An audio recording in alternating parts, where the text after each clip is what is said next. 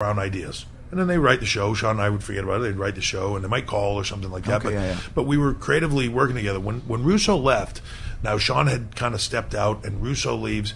And I remember going to Vince the day it happened and saying, I can only imagine, because it wasn't a team, right? I can only imagine that he left.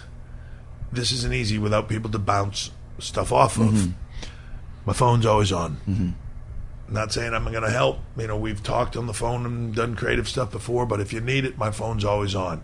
And I remember Vince taking a moment and being like, it's really cool. Thank you. I might take you up on that. And I left. I went home.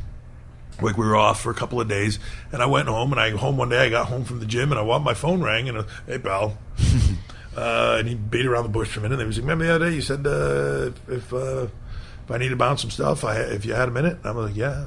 You got a minute? I'm like, absolutely. And that started a conversation with us creatively. And then he said, hey, come to the production meeting this week and stuff. And I started doing that.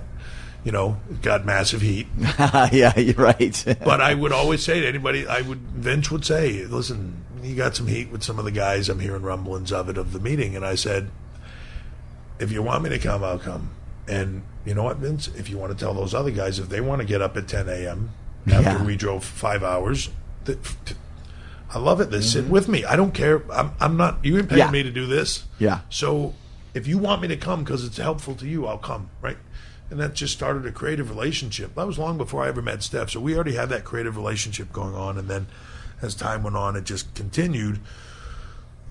I don't know. However many years ago it was, he kept joking with me constantly.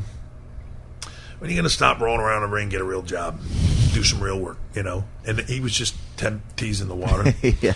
And he would ask me all kinds of stuff about it. And then he would say, hey, you get home Tuesday night. Hey, Wednesday I got this thing going on in the office. You come in, just sit on that. I'd love to get your opinion on it. Some executives are going to be pitching some stuff. Just so you to hear it. I'd go in, sit in that. Right, and just little bits and pieces, and then he knew he had his plan. When I tore my bicep, I had to take 3 months off, and he right after I did it, I literally made these movies. I made 2 movies back to back for the company, which I wasn't supposed to do. I was supposed to make one, and Batista was supposed to do the other one, and Dave decided he wanted to do it, and he left. And so Vince, that. Yeah, it was like you get stuck. He came over to my house and he's like, "Hey, you got a second? I could stop by the house." And I'm like, yeah, that's not good, right? So he comes over and he's like, I need you to leave tomorrow to go do this movie for Dave. And I'm like, come on, I haven't even read the script, right? I'm like, is it any good? And he's like, I don't know, I haven't read it, right? So how hard can it be? Yeah, just go do it. It'll be great. Tell the director what you want to do.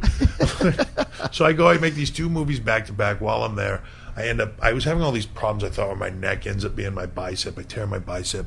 So now I got to take 3 months and not wrestle. And even the day I do it, I go have surgery, and he calls me. He's like, hey, I had this idea.